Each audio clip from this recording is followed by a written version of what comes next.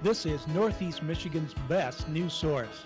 You're waking up to WBKB Early Morning, your first look at news, weather, and sports.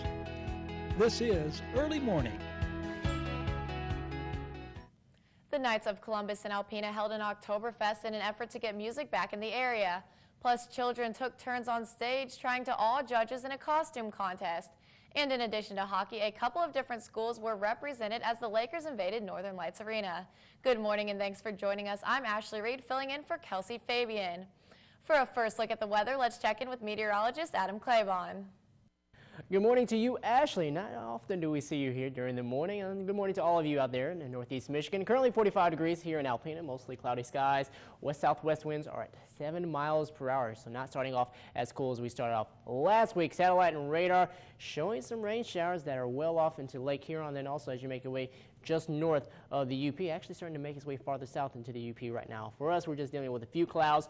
Some of those clouds should start to break apart later during the afternoon and definitely by tonight, and that's when we're expecting very cold air to set into place, and we're expecting lows to start to fall maybe into the teens at some locations. For us, we're expecting 19 in Alpena, but it'll be a very cool day. 39 degrees for your afternoon high as clouds continue to break down throughout the afternoon. Tonight, that's when we're expecting mostly clear skies to finally return back to the region, and that will allow temperatures really to drop off. Some of us could fall into the upper teens. Most of us should only fall, though, into the lower 20s, and we'll be expecting very cold temperatures with light winds.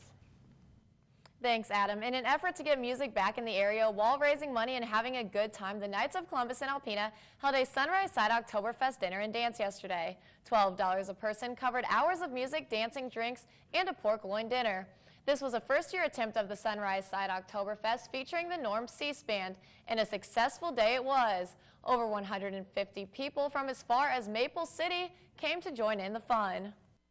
Years ago in Alpena, we used to have a lot of dances. Now we don't have the dances like we used to, so we thought maybe we could give it a try and get it to start again.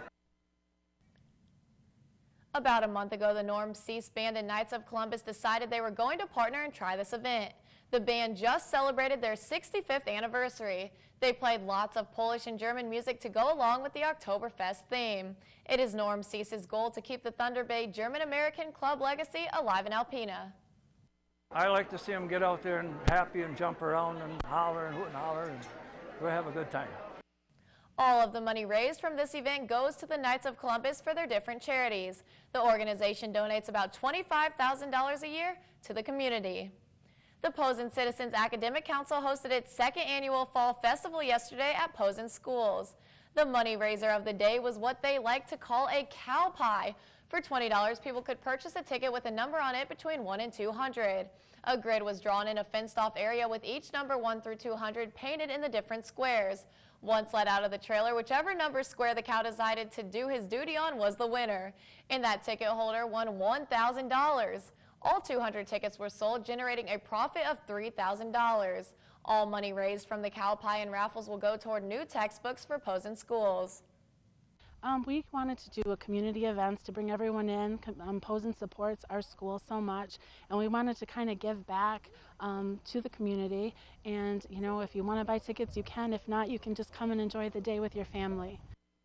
Other activities included a luncheon, a haunted house, arts and crafts, and much more. Last year, the Posen Citizens Academic Council raised $25,000 throughout the year and were able to purchase new science books for kindergarten through 12th grade. This year, new math books have been purchased for grades 6 through 8, and the next goal is to purchase new high school math books. The current books are over 20 years old, and teachers have been having to research and make their own copies of learning material. The Alpena Mall was full of characters Saturday for HPC Credit Union's annual Spooktacular Kids Day. This is the 9th year HPC has held the event. The past 2 years have been Halloween themed. There were games, prizes, treats, and the biggest event of the day, the costume contest. Creativity shined through. I'm a dead dog. I'm a monarch butterfly. I'm a pirate. I am Samantha and I'm a fairy. I'm a skeleton. A hoist. I'm Max from Where the Wild Things Are. I am a swamp monster. I am Dorothy. The costume contest had 3 different age groups. Children strutted their stuff on stage for the judges. The judging panel was made up of 3 community representatives. There was Sharon Cole from WATZ, Mayor Matt Walagora, and WBKB's own Lindsay Idaluca. It's all about the youth. You know, HBC Credit Union is a firm believer that youth is our future, and not only did we want to recognize our HBC Credit Union youth, but we wanted to do also the community youth. So just a community activity and fun for all. Winners were McKenna Miller as Doc McStuffin in the 0 to 5-year-old category, Julian Frey as a magician in the 6 to 9-year-old category, and Ryan Brady as Skeletor in the 10 to 17-year-old category.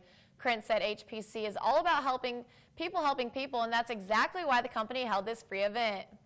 The Lake Superior State University Lakers invaded Northern Lights Arena in Alpena Saturday, but hockey wasn't the only thing going on. Lake Superior, as well as Alpena Community College and NOAA representatives, set up program displays. Students of all ages could come find out about the different career opportunities through the school programs, as well as meet with admissions and transfer specialists from Lake Superior and ACC. You can drive 3 hours to the south and go to a major university, or you can drive 2.5 hours and go to the north and go to Lake State. And you can start at Alpena Community College, transfer after 2 years at a great beginning, and move on. Although Lake Superior is located in Sault Ste. Marie, David Finley, Dean of Business and Engineering at the school, says that the school supports the community of Alpena and kind of sees them as a partner. It is a regional community. We draw many of our students from this area. Very pleased and excited to collaborate and do that, and place many of our alums in the Alpena area. In addition to the academics, people could learn about NOAA and use the underwater ROV simulator. Kids also enjoyed getting on the ice to participate in some drills with the Lakers players. When WBKB Early Morning returns, we'll learn about an upcoming seminar being held by some local financial advisors.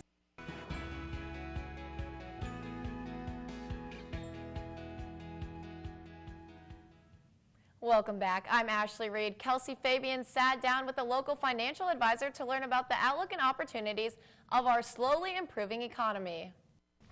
Mark Ferguson joins me in the studio. Mark is a financial advisor at Edward Jones. And Mark, you were telling me about an upcoming event Edward Jones is having. Yeah, we're really excited about this. The 4 Edward Jones offices here in Alpena, we got about 10 employees. We're going to be holding this event at the Grand Theater on November 7th.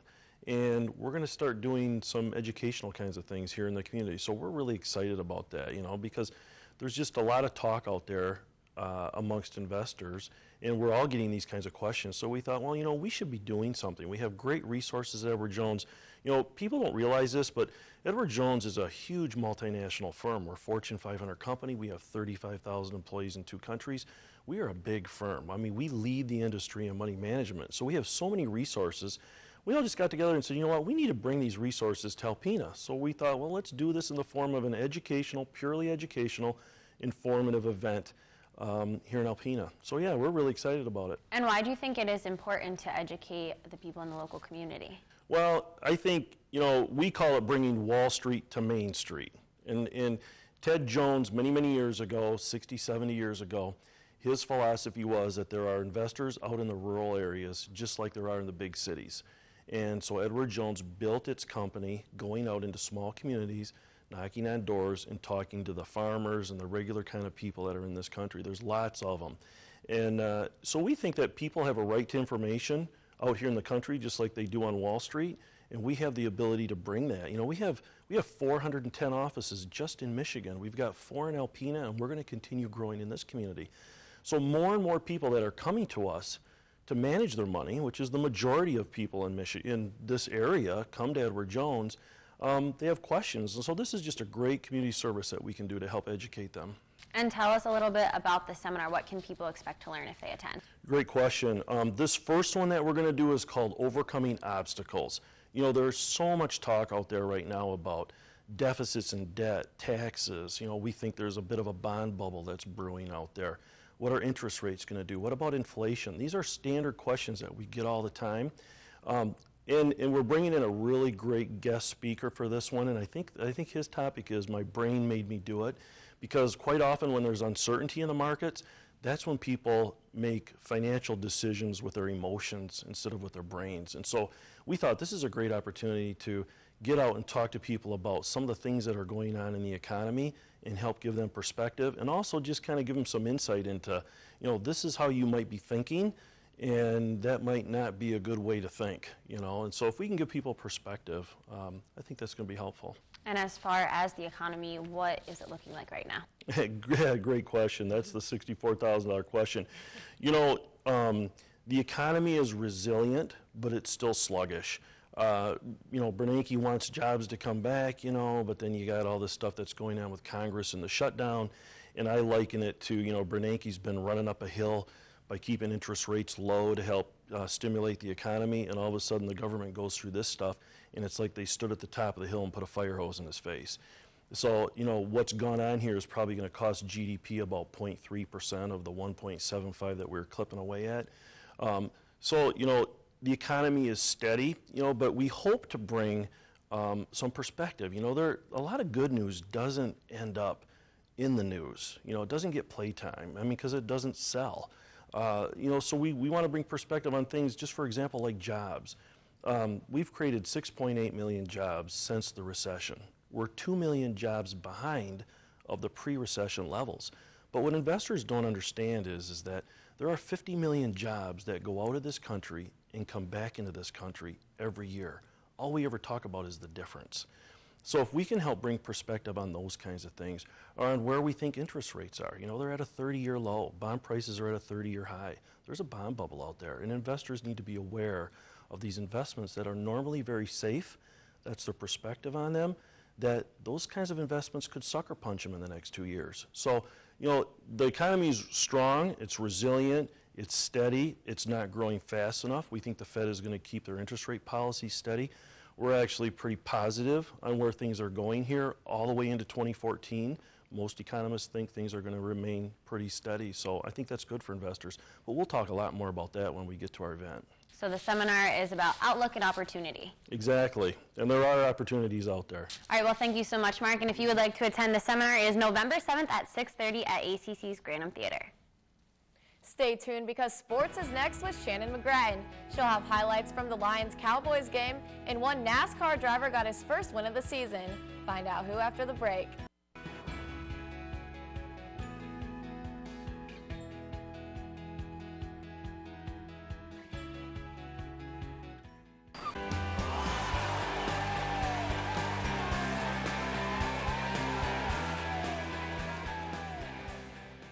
Down in Detroit yesterday afternoon, the Lions have won only 2 of their last 7 games against the Cowboys, but after losing last week's game in the final seconds, the Lions were hoping to give the home crowd a better ending. And what better way to start than with a Megatron connection? Matthew Stafford finding Calvin Johnson, putting the Lions up 7 in the last minute of the first. Dallas taking the lead with 50 seconds left in the half when Tony Romo finds Dez Bryant. In the fourth, Bryant extending Dallas's lead to 10 from this 50-yard pass. And just when you think it's over, Calvin Johnson flirting with the goal line. Next play, Stafford clearly not tall enough for this jump, but no worries, his legs work just fine as the keeper ties the game in the final seconds, allowing Detroit to barely brush by Dallas yesterday, winning 31-30. To be able to come back, you know, people leaving the stadium, you know, nobody thought we could pull it off in 1 minute, you know, but we got some firepower and 9 was on point. But this team's got a lot of resiliency, guys. Believe in each other and feel like we're never out of a game, and you know, we proved that today. On the high school gridiron, postseason will be in 5 days, and 7 local teams got good news last night, starting in Division 8 action. Atlanta heading west on 32 to Johannesburg-Lewiston for its first playoff game, while Hillman will make the long trip up to the UP facing St. Ignace. Undefeated Alcona will play host to it in its first game of the postseason with a visit from McBain, while Whittemore Prescott will hit the road looking for a round 1 win after losing its final game of the regular season. Wrapping up 11-man action, Mayo ended its 7-game winning streak Friday, but hoping to bounce back as the team heads to Beale City. And an 8-man action, Posen taking on Rapid River, looking to redeem itself from its Week 2 loss against the Rockets. And like always, tune in to WBKB News at 11 on Friday for all these scores and highlights. Down in Virginia, Jeff Gordon getting his first checkered flag of the season yesterday in Martinsville. This is his 8th career win at the track, but first since sweeping the 2 races back in '05. Matt Kenseth led a race-high 202 laps, but was passed by Gordon with 21 laps remaining. He is, however, in first place in the chase standings with more wins than Jimmy Johnson, who is in second, with Jeff Gordon rounding out the top 3. Game 4 of the World Series was in St. Louis last night. The Cardinals scored early once again, but in the 6th, Red Sox outfielder Johnny Gomes hit a 3-run homer, giving Boston the 4-1 lead. And in the bottom of the 9th, drama once again. This time, Red Sox get the good call. Koji O'Hara getting his 6th save, picking off pinch runner Colton Wong, giving the Red Sox the 4-2 win as they tie the series at 1 game apiece. And Game 5 will be tonight in St. Louis at 8 o'clock. That's it for your sports this morning, but be sure to tune into WBKB News at 6 and 11 tonight to see who your 5th down player of the week is. Ashley, back to you. Thanks, Shannon. Now for a look at what we can expect with our weather today, let's go to meteorologist Adam Claiborne. Adam? All right, thank you, Ashley. Let's go ahead and take a look at how temperatures are faring across not only northeastern Michigan, but for the entire lower peninsula. 41 degrees currently in Gaylord, 42 in Alpena, 45 degrees in Tawas City. We're seeing that temperatures quite warmer than what we saw earlier or shall we say last week at early at this point in time. And we're going to notice throughout the week, temperatures won't be as bad. We are expecting very, very warmer conditions than what we saw last week. And we are going to be expecting more of the rainfall instead of the rain-snow mix. Currently outside, as we go ahead and look at what's happening across the nation, 45 degrees in Chicago, 47 degrees in Minneapolis. So not that quite cool a pocket of air as they're seeing back into Bismarck. We're going to continue to see moderately cool conditions, and that'll continue on for today. Today should be a very cold day, actually. As we head to tomorrow's forecast, that's when things get a little bit warmer for us. And as we look at satellite radar, seeing most of the rain still off of the coast into Lake Huron, and then even some showers back into the UP. But for us, just mostly cloudy conditions throughout the morning, throughout the afternoon. Clouds do begin to break apart, and then by this evening, that's when we'll be expecting a mostly clear sky. Current winds 6 miles per hour in Houghton Lake, 5 miles per hour in Oscoda, while sitting at 7 miles per hour in Alpena, and seeing that southwesterly breeze into Lansing. They'll become more of a westerly and a northwesterly breeze throughout the day, but also tonight winds really begin to die off, and that will be one of the contributing factors as to why we get so cold. And then also we'll see those clear skies, so the cool air that is in place, especially the cool air mass, it'll allow any heat that we do have to radiate back into outer space, and temperatures should be bone chilling tonight. Make sure you do have the jackets. But clouds hang on throughout the morning. Not a warm day at all, only highs in the upper 30s. Maybe some of us do reach the lower 40s, but bitterly cold air by tonight as temperatures do reach the upper teens and the lower 20s, because this cold front pushing its way through has brought a reinforcing shot of cold air. Not only just a reinforcing shot, but a really colder shot of cold air, and we'll notice that throughout the evening. And then by tomorrow's forecast, maybe we'll get those temperatures back in the 40s for afternoon highs, but right off to the south of the front, not quite as cold. And as we look at Futurecast, not seeing much of precipitation. That should move out of here fairly quickly if we do see anything during the morning hours, but it's just going to be really frigid. You can see a mostly clear sky throughout the night.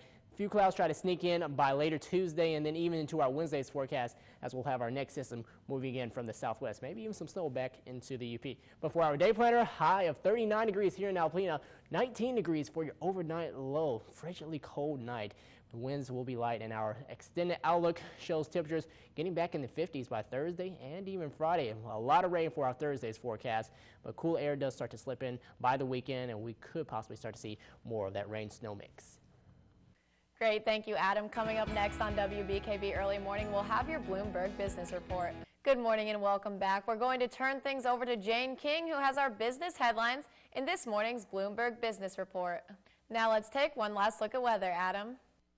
Okay, Ashley, yet again, 45 degrees, mostly cloudy skies. West-southwest winds are at 7 miles per hour. Not too breezy outside. Not going to be that much of a windy day either. We're expecting the clouds that are around throughout the morning to start to push their way out of here by the afternoon.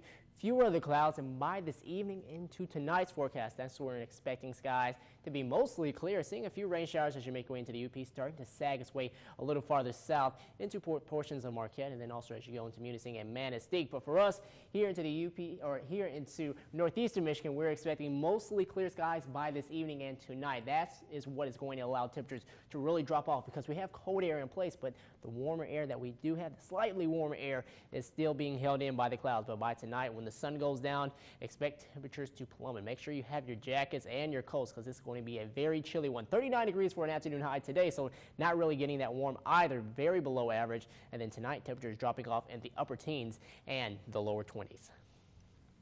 Be sure to tune in tonight for WBKB 11 News at 6 for updates in news, sports, and weather. Felina Jones will have the latest in local news. Meteorologist Adam Claiborne will have the weather, and Shannon McGrath will have updates from the world of sports. Also, don't forget you can read more about our broadcast stories and get the scoop on other news items online. Just visit WBKB11.com for sports, weather, and news updates anytime, day or night. Or add us on Facebook if you haven't already at facebook.com/WBKBTV. That's all we have for you today on WBKB Early Morning. Thanks for watching. Good Morning America is up next.